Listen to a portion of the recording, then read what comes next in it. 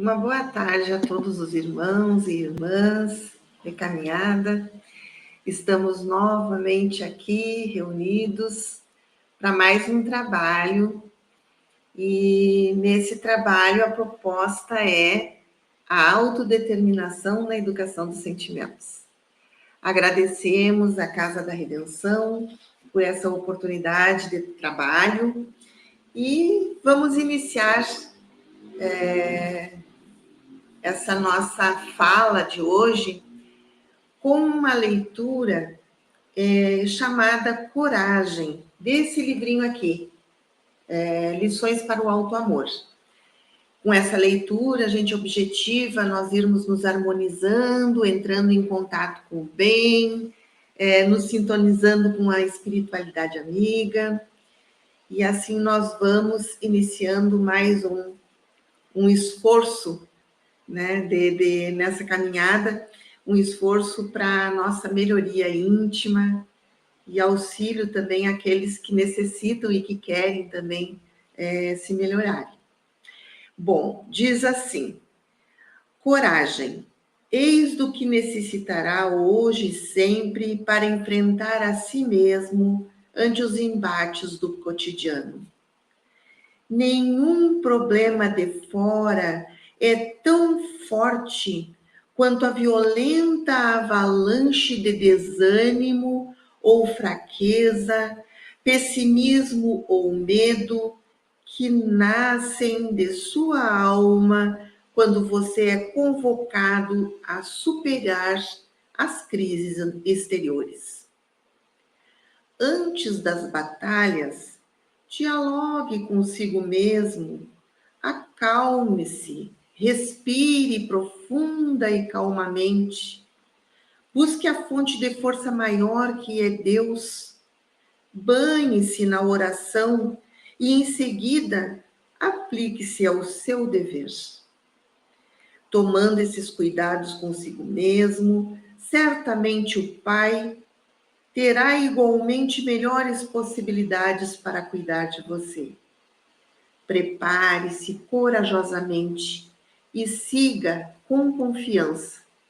Mas lembre-se que até mesmo a coragem precisa de clima e condições para se expressar com justiça, equilíbrio e bons resultados. Então, a mensagem nos concita, né, a termos paciência, perseverança, calma diante dos embates da vida. E que a gente, né, suplique a força maior que é Deus, que nos envie o auxílio. E desde o momento em que nós nos coloquemos à disposição, nos coloquemos em sintonia, com certeza conseguiremos captar, entrar na frequência dessa ajuda. Tá bom, meus amigos? Então, hoje nós vamos falar sobre a autodeterminação na educação dos sentimentos, né? A autodeterminação é um termo que designa aquela determinação interior, que não é uma determinação externa, que vem do externo, mas sim uma determinação que o indivíduo toma consciência, né? E realmente, assim, tem a vontade e faz o esforço, né? Para determinar aquilo que ele deseja para a sua vida, né?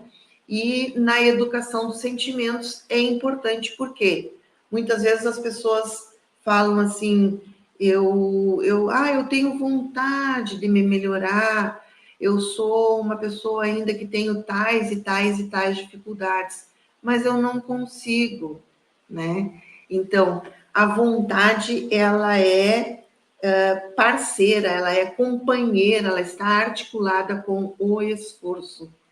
Se nós não tivermos vontade e esforço juntos, nós não conseguiremos com certeza, tá bom? Eu quero iniciar a nossa fala com a leitura de uma história que está nesse livro aqui, Reciclando a Maledicência, tá? Que é da Bianca Ganusa.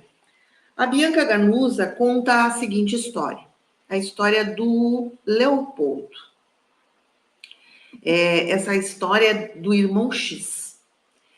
Então diz assim: naquele dia, ao fim da tarde, Leopoldo encerrou seu expediente no escritório e foi até o centro espírita, onde estava sendo aguardado para proferir uma palestra sobre a importância da tolerância nas relações familiares.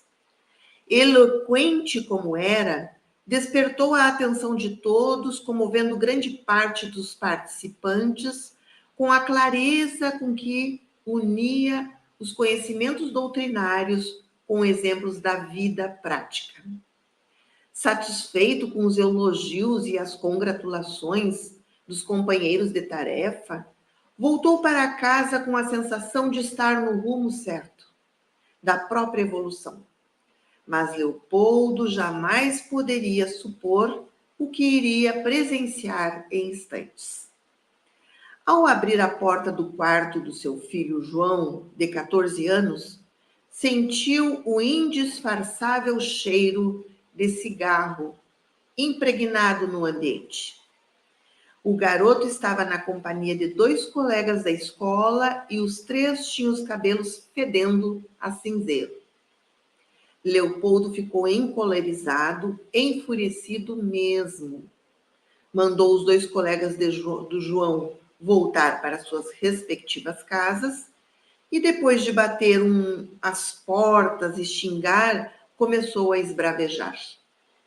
O garoto até tentou explicar ao pai o que havia acontecido, desabafar sobre a pressão dos colegas, do medo de ser excluído se não fumasse, conforme já tinha visto acontecer com outros.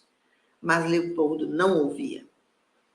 Ao contrário, a raiva o dominou e com suas palavras começou a agredir o filho. Gritava como quem gospe fogo, menosprezou João, humilhou, caluniou seus colegas e, por fim, decidiu um castigo que mais parecia uma sentença ao final da gritaria. Uma sentença. Ao final da gritaria, Leopoldo sentiu-se muito mal, angustiado. Acreditava estar sob a influência de pressões espirituais. Nos dias subsequentes, procurou apoio nos estudos e buscou tratamento espiritual, mas nada parecia mudar o fato de que, diante do filho, não conseguia administrar a própria raiva. Via-se incapaz de estabelecer um diálogo de aproximação.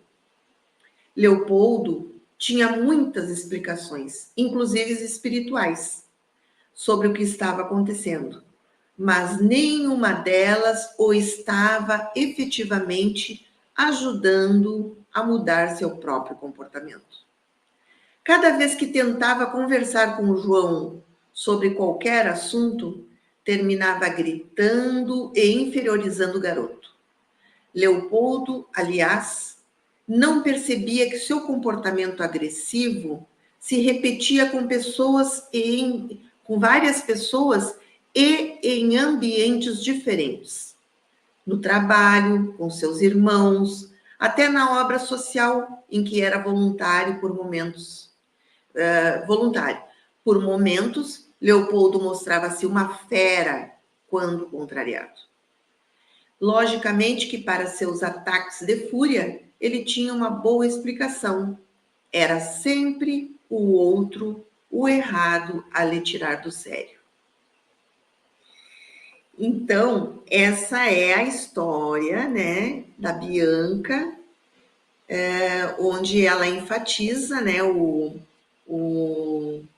Leopoldo, que é um espírita, e que tem uma postura na casa espírita e em outros locais, em outros ambientes, com outras pessoas, ele tem uma postura bem diferenciada. Então,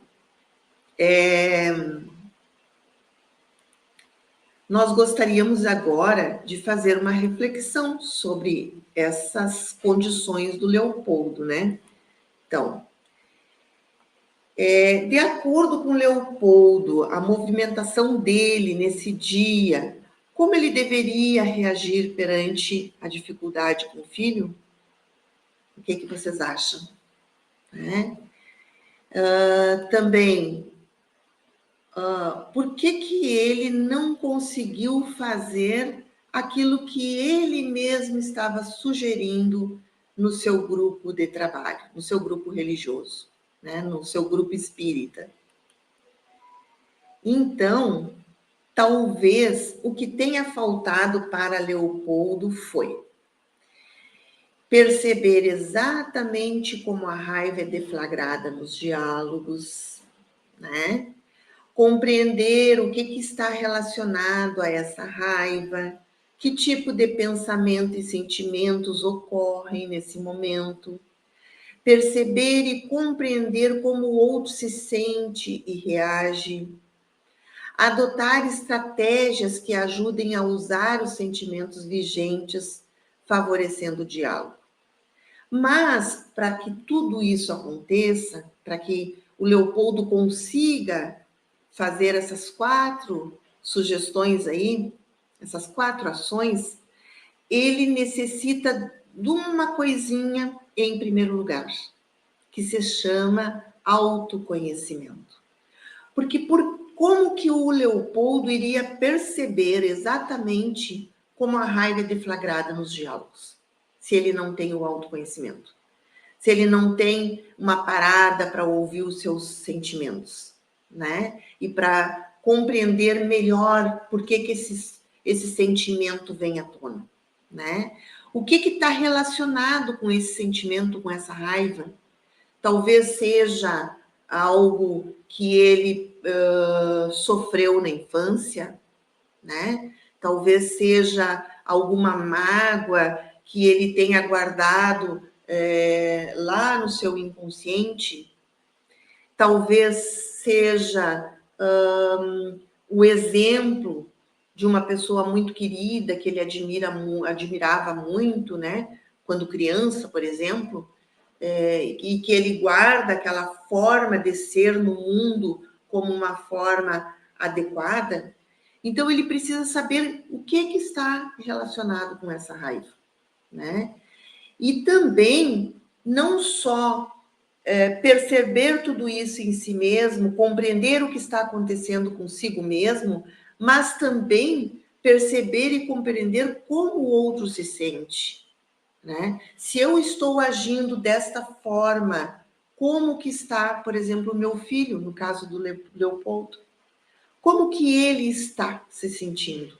O que ele tem para me dizer em relação àquele fato que está acontecendo, né? Como que o meu filho reagiu diante da minha imposição, da minha raiva, daquela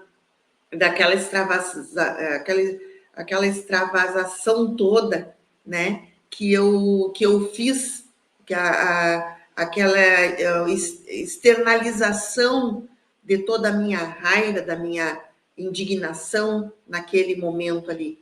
Como que ele reagiu, né? Como que ele se sentiu, como que ele reagiu.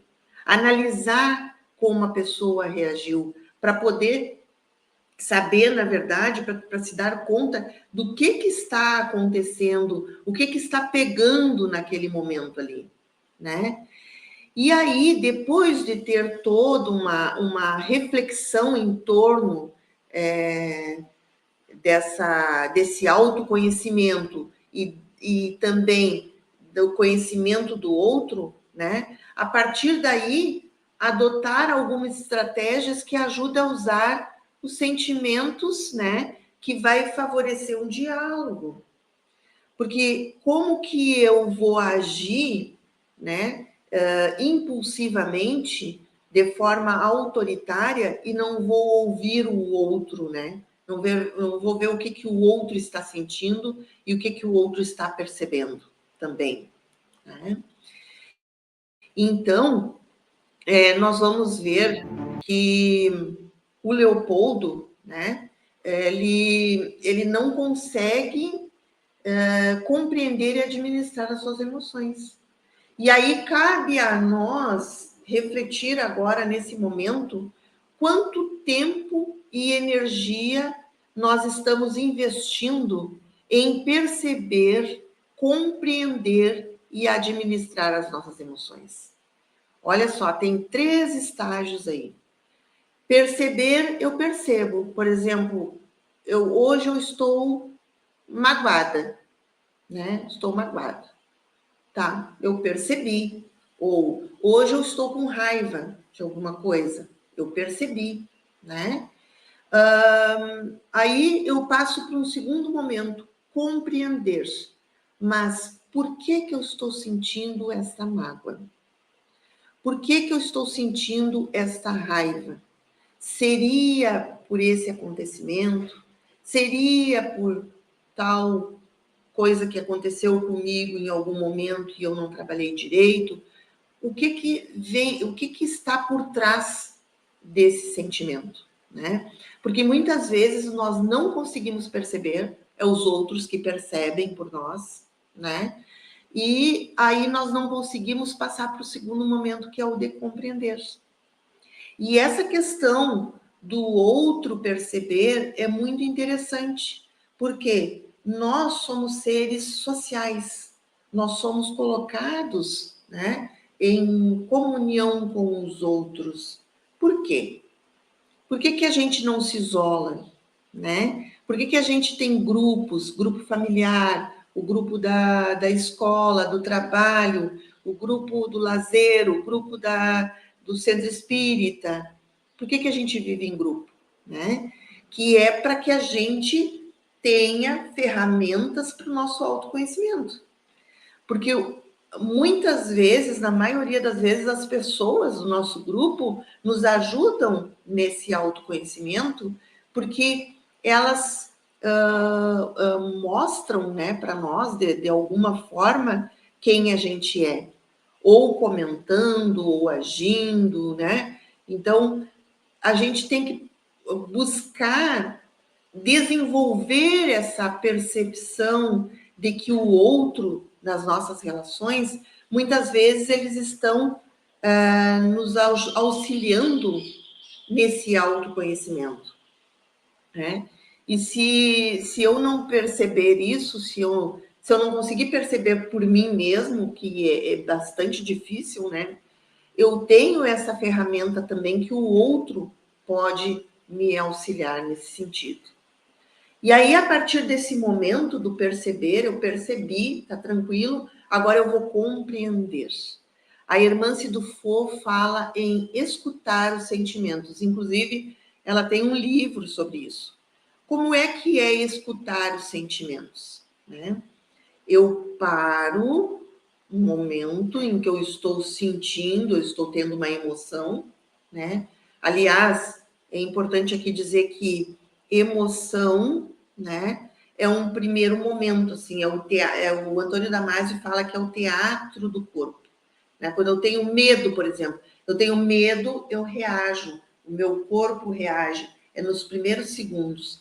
Aí, no momento em que eu racionalizo aquele medo, ou seja, eu penso assim, eu estou tendo medo, aí ele se torna um sentimento.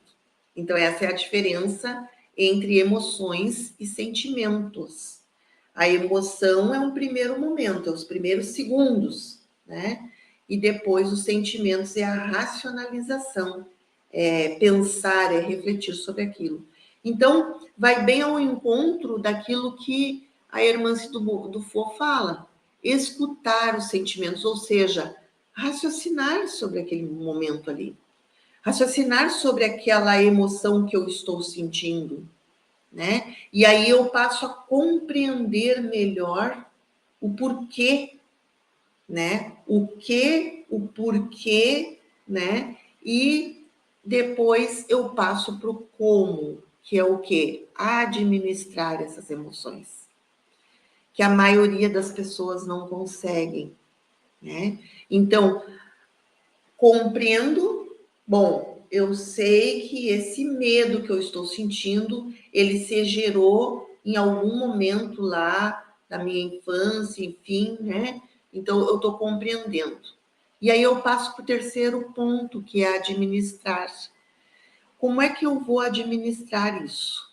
Será que eu consigo sozinha? Né? Não, não estou conseguindo sozinha. Então, eu vou procurar quem? No livro Fala Preto Velho, do pai João de Angola, ele fala assim: procure alguém que você confie, alguém que não vá lhe julgar, né? Que seja amigo, que te ame e abra o coração para esse alguém. Ou seja, converse com uma outra pessoa, lance mão dessa possibilidade de que Deus nos deu, né? Que é de conviver com pessoas, né? Então, escolher uma pessoa e conversar com ela, falar sobre as suas dores, falar sobre as suas preocupações, falar sobre as dificuldades. Muitas vezes aquela pessoa ela não tem nenhuma sugestão, não tem nenhuma crítica, não tem nada para dizer.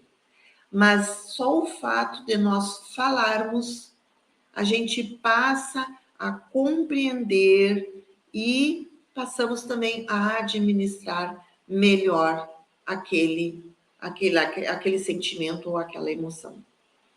E aí, então, depois vem a grande pergunta, né? Quanto tempo e quanta energia nós estamos investindo nisso? Quanto tempo e quanta energia nós estamos investindo nisso? É difícil falar, né? Por quê?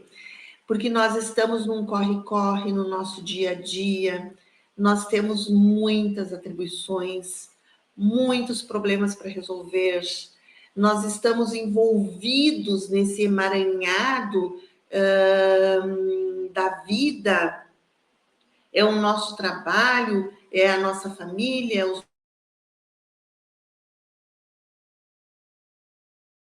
para si mesmo, não investe nem tempo nem energia para isso, porque todo o nosso tempo e toda a nossa energia é investido em quê? Nas conquistas materiais, nas relações interpessoais. E nós não fizemos uma relação intrapessoal necessária, né? E aí, depois a segunda pergunta: quanto você investe de maneira consciente em suas habilidades emocionais? Porque nós não podemos pensar só em emoções negativas, né? Nós também temos emoções positivas, emoções que nós são possibilidades que nós temos que firmar, que nós temos que não é concretizar, mas que nós temos que torná-las mais fortes, mais presentes, né? E aí, quanto que eu invisto de maneira consciente nessas minhas habilidades, né? De que forma eu estou investindo, né, nessas habilidades que eu tenho? Eu estou me congratulando, né? Eu estou me parabenizando, eu estou confraternizando comigo mesmo por ter tais e tais e tais habilidades? Ou não, eu nem falo sobre isso, eu esqueço, porque a gente tem aquela falsa modéstia, né? Aquela tradição de achar que se nós estamos assim enfatizando as nossas potencialidades, nós não somos pessoas humildes. Não é isso, humildade não tem nada a ver com isso, né? Eu preciso também comemorar as coisas boas que eu tenho dentro de mim, as realizações que são legais, né? Tudo aquilo que eu invisto no mundo e nas pessoas de bom, eu tenho que comemorar, eu preciso falar também sobre isso. Por quê? Porque como nós estamos vivendo em sociedade, num mundo de relações, né, interpessoais, nós precisamos também colocar para as pessoas, né, essas potencialidades para que a gente sirva um exemplo positivo para elas, tá bom? Então vamos pensar um pouco nisso. né? Quanto tempo e energia eu estou investindo, né, em perceber, compreender, administrar as minhas emoções e quanto que eu estou investindo de maneira consciente nas minhas habilidades emocionais, né? E aí a gente passa, né? Tudo isso é necessário para esse nosso autoconhecimento.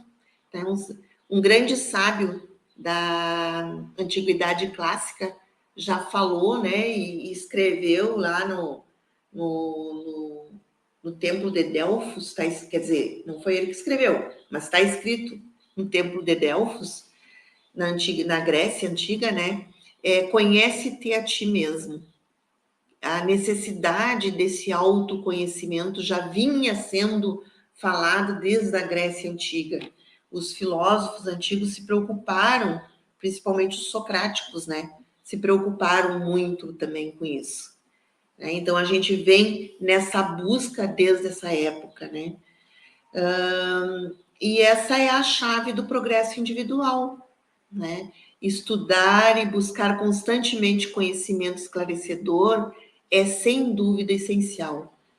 Mas nós não podemos nos esquecer de incorporar o desenvolvimento das nossas habilidades emocionais nesse processo. Então, lá, né, num primeiro momento que a gente falou, perceber, compreender, administrar, né? Gastar energia e gastar tempo nisso também. Nós precisamos também saber das nossas habilidades emocionais. O que nós temos de habilidades, né? E aqui nós temos que desenvolver essas habilidades ou outras que ainda não temos nesse processo, né? Então, o autoconhecimento, ele é necessário para que a gente consiga fazer tudo isso. Senão, nós não vamos conseguir. Como é que eu vou mexer? Como é que eu vou arrumar, por exemplo, uma casa, se eu não conheço essa casa? Eu preciso conhecê-la para poder transformá-la, para poder melhorá-la, né? Então, esse é o primeiro passo, é o autoconhecimento, é o conhecimento daquilo que eu preciso mexer. E aí, essa não é uma tarefa muito fácil, né? O autoconhecimento não é uma tarefa muito fácil. Nós precisamos realmente dedicar energia, né, e tempo nisso.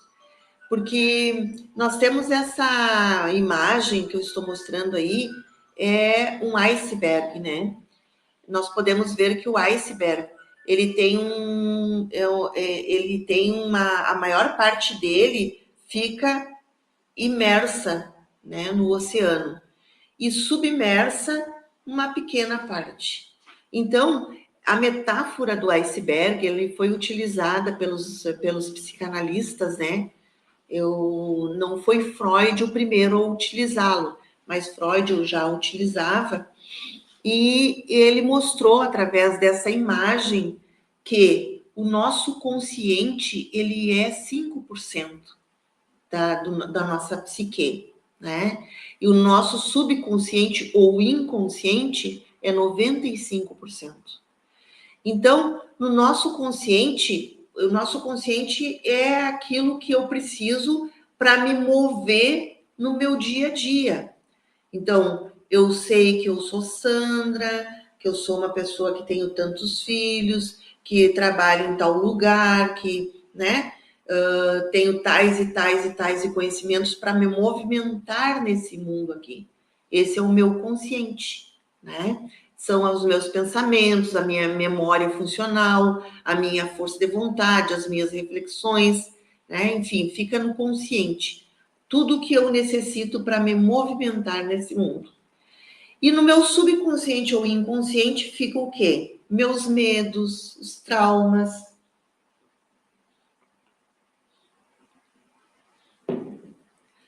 Meus desejos, fobias, compulsões, crenças limitantes. Também fica a minha autopreservação, ociosidade, hábitos, emoções, fantasias, memórias de longo prazo. É a nossa programação, o nosso verdadeiro eu. Então, esse inconsciente, ele está lá submerso.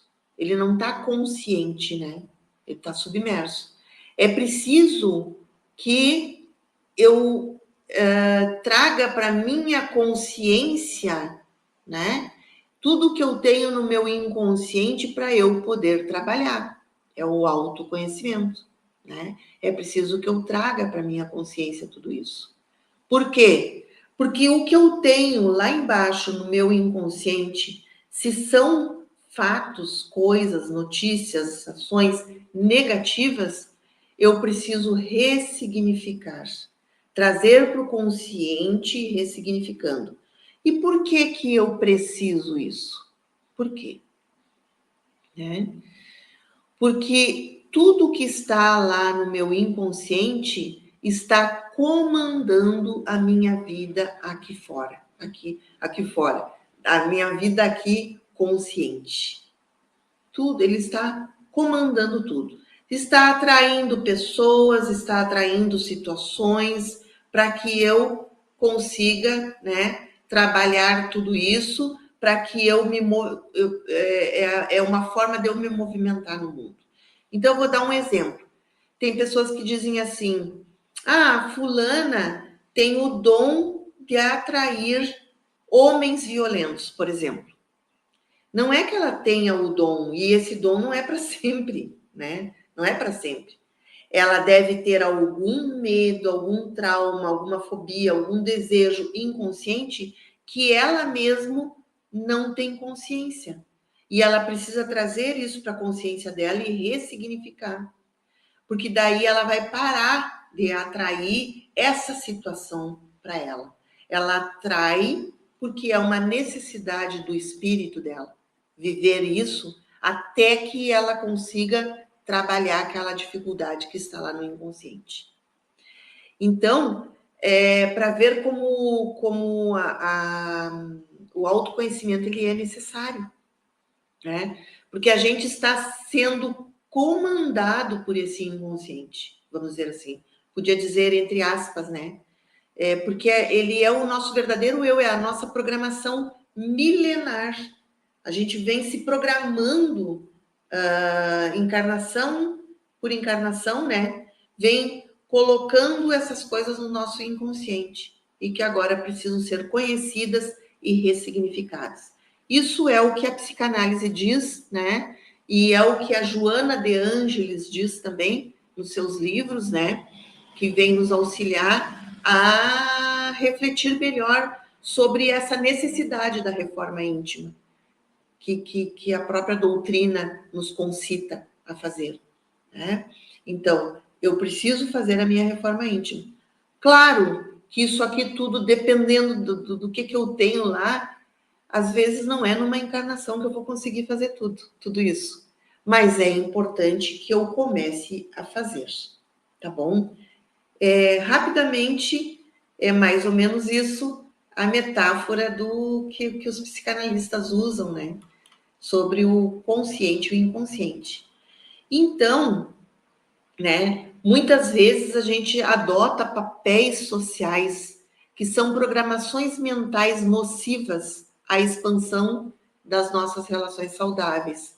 E a gente reprime aquilo que a gente é, né? Ou seja, eu adoto um eu ideal e abafo o meu eu real, né? E eu faço uma programação mental, eu construo uma máscara social para mim. Só que isso é nocivo para as minhas relações, né? Eu não consigo me relacionar comigo mesmo, porque eu estou sempre, eu estou gastando muita energia para usar essa máscara, né?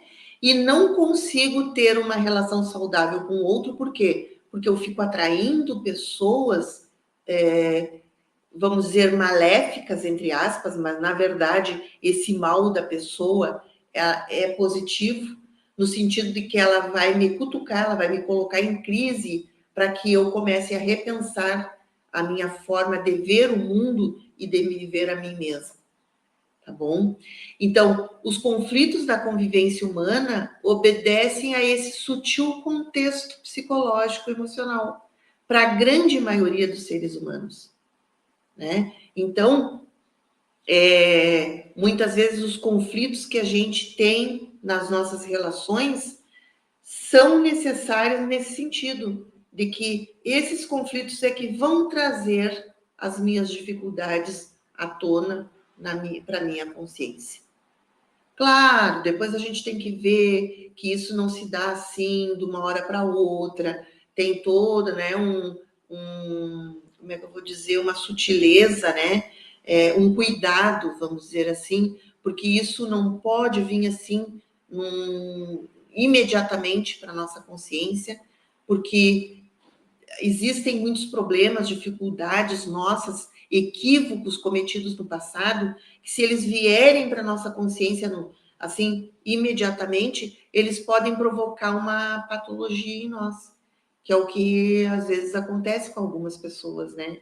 Que tem algum distúrbio psicológico, porque, né, tem essa possibilidade do acesso imediato, vamos dizer assim, sem a regulação do ego, né, a esses conteúdos internalizados através das reencarnações milenares que já tivemos.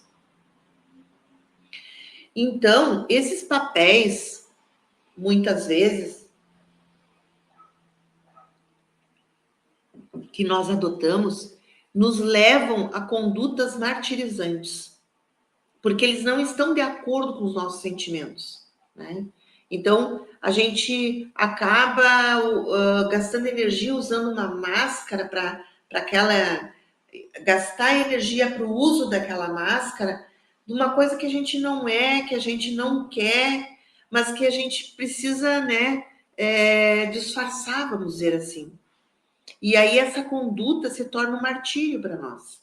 Nós não somos nós mesmos, né? Então, a gente não se conhece verdadeiramente, suficientemente, porque a gente privilegia muito o externo e a gente negligencia o nosso interno. Então, nós não investimos na nossa educação emocional por isso. Ou seja, o que é privilegiar o externo? Né? Por exemplo, eu preciso trabalhar até 10 horas da noite, das 8 da manhã até 10 horas da noite, porque eu tenho muitas contas para pagar. E essas contas, né, que eu tenho para pagar roupa de marca, penduricaios, sei lá, artigos muitas vezes desnecessários para nossa casa. A gente gasta muito porque a moda, né, o consumismo faz com que a gente sinta sempre essa necessidade de estar comprando, de estar consumindo. A gente privilegia, por exemplo, a beleza, né? Hoje estão vendendo para nós uma beleza totalmente artificial, né? As mulheres, por exemplo, estão se violentando, poderíamos dizer assim, porque é a rinoplastia, o enchimento labial, os botox que tem que colocar aqui né? Os cílios que tem que crescer, porque os cílios não tá suficiente como tem que ser, é a minha sobrancelha que não tá adequada, é a minha barriga que me incomoda, é os seios que eu tenho que, né, tornar ele assim. Então, nós vamos privilegiando uma beleza que estão colocando na nossa cabeça como a ideal, e quem está fora daquela beleza ali, ela está fora de tudo, é marginalizado. Não, tu não vai botar botox, olha, fica bem botar botox aqui, ó, nesses vincos que tu tem aqui. Então, eu ouço muito as coisas que tem de fora, eu privilegio essa beleza artificial, a moda, né? Eu preciso estar na moda, não, eu tenho que comprar, estou sempre para ser melhor, né? E aí a gente negligencia aquilo que a gente é na intimidade, né? Nós não desenvolvemos, como eu estava dizendo anteriormente, a gente não desenvolve as nossas habilidades emocionais, a gente não potencializa essas habilidades, a habilidade das relações interpessoais, da relação comigo mesmo, né? Somos obrigados a sentir algo por alguém de acordo com as normas sociais, ou seja, eu sou obrigada a conviver com algumas pessoas porque faz parte, né, vamos dizer assim, da etiqueta, né, da convivência social. Então, eu faço de conta que eu gosto daquela pessoa, que eu me sinto bem com ela, e aí eu vou me martirizando, aquela conduta martirizante, né? Priorizamos crença completamente oposta às nossas reais necessidades e interesses. Quais são as nossas reais necessidades e interesses? Nós precisamos pensar um pouco sobre isso. Será que as nossas reais necessidades e interesses estão fora de nós? Ou está dentro de nós mesmos? Então, são coisas que a gente precisa começar a pensar, a refletir, porque toda vez que nós pensamos assim, eu quero ser feliz, eu quero paz, eu quero estar bem, né? Mas nós estamos buscando essa felicidade, essa paz, né? Onde que a gente está buscando? Fora de nós, né? Então, vamos pensar sobre isso, tá bom?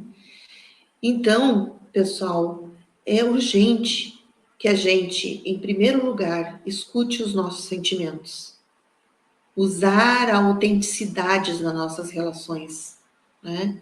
Número 2, guiarmos-nos pela própria intuição que depura as sugestões da inteligência, né? Então, muitas vezes a nossa intuição é aquela intuição que vem do âmago, né? Que vem lá dos nossos sentimentos, das nossas emoções.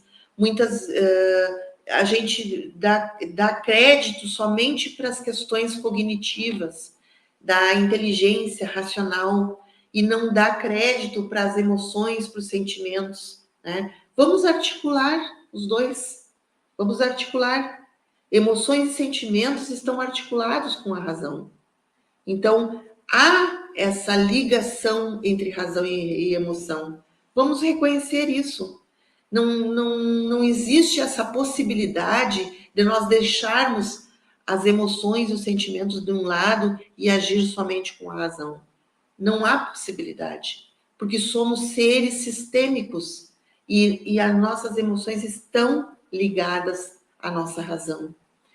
Agir com humanidade nas relações, ou seja, ter empatia, né? Se colocar no lugar do outro. Olha só o que o Leopoldo fez.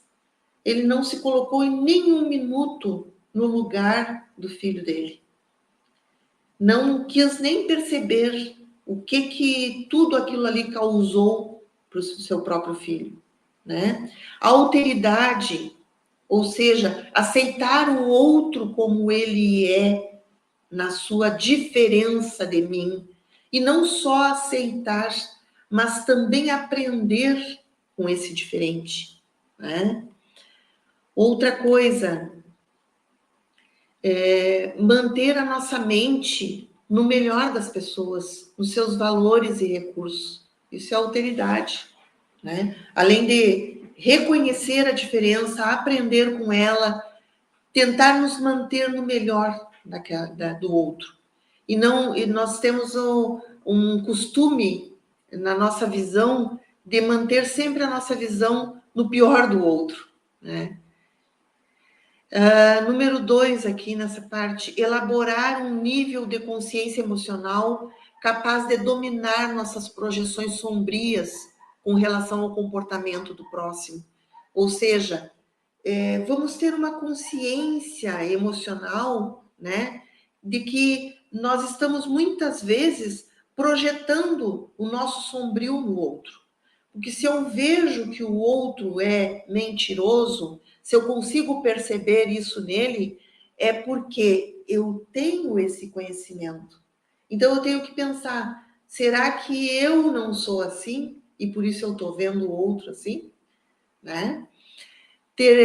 Número 3, perceber e ressignificar nossa sombra e encontrar palavras, atitudes e sentimentos de bondade e acolhimento para conosco e os demais. Ou seja, nesse autoconhecimento, muitas coisas ruins vão vir à tona, que vão nos causar dor.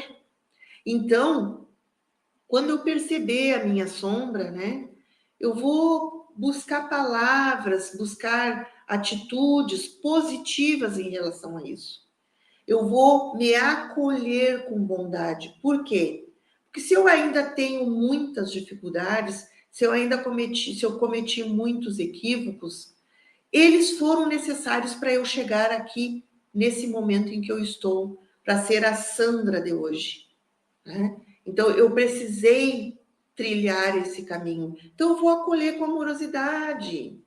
Não é tão negativo assim. Vamos ver a parte boa também de tudo isso, né? E também com os demais, né? Então, portanto, é preciso refletir sempre. O que eu vejo no outro que eu tenho em mim? Por que será que eu destaquei tal aspecto nele? O que há em mim de semelhante a ele? Eu acho errado o que ele está fazendo?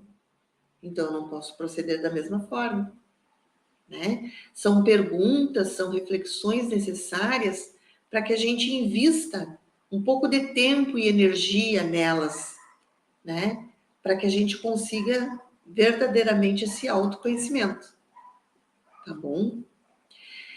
Porque várias vezes a gente faz uma projeção da nossa sombra, né, pessoal no outro, como a gente já vinha falando anteriormente, né?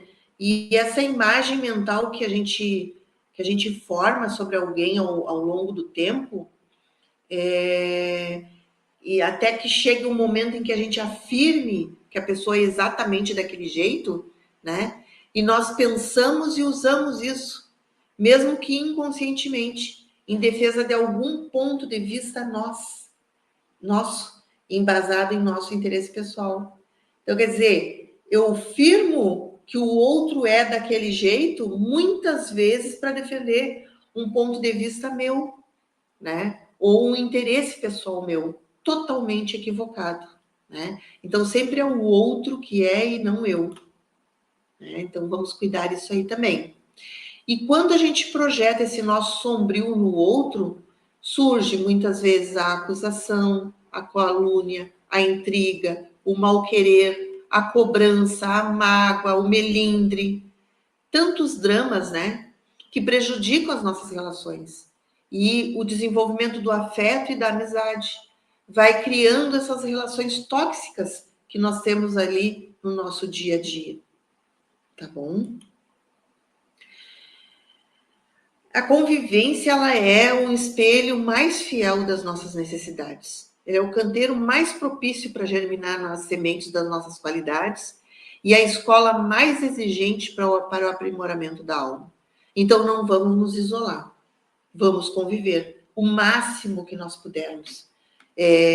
Entrar nos grupos de lazer, de religião, de interesse de estudo, enfim, vamos nos relacionar, porque a convivência, ela é salutar e por isso somos seres sociais, né? Deus nos fez assim. E aí, as premissas, né, para um bom relacionamento comigo mesmo e com o outro.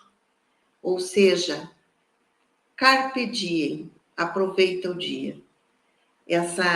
Esse poema, né, desse autor tão bacana, nos fala muito ao coração e eu gostaria de encerrar essa nossa fala lendo esse poema para que a gente vá refletindo sobre ele e pensando em nós mesmos, né? Aproveita o dia. Não deixes que termine sem teres crescido um pouco, sem teres sido feliz, sem teres alimentado teus sonhos. Não te deixes vencer pelo desalento.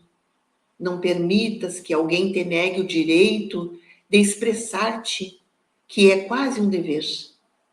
Não abandones a tua ânsia de fazer de tua vida algo extraordinário. Não deixes de crer que as palavras e as poesias, sim, podem mudar o mundo. Porque passe o que passar, nossa essência continuará intacta. Somos seres humanos cheios de paixão. A vida é deserto e oásis. Nos derruba, nos lastima, nos ensina, nos converte em protagonistas da nossa própria história. Ainda que o vento sopre contra, a poderosa obra continua. Tu podes trocar uma estrofe. Não deixes nunca de sonhar, porque só nos sonhos pode-se ser livre. Não caias no pior dos erros, o silêncio. A maioria vive num silêncio espantoso.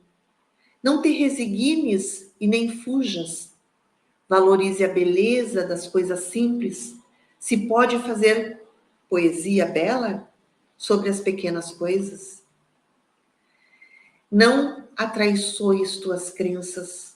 Todos necessitamos de aceitação, mas não podemos remar contra nós mesmos.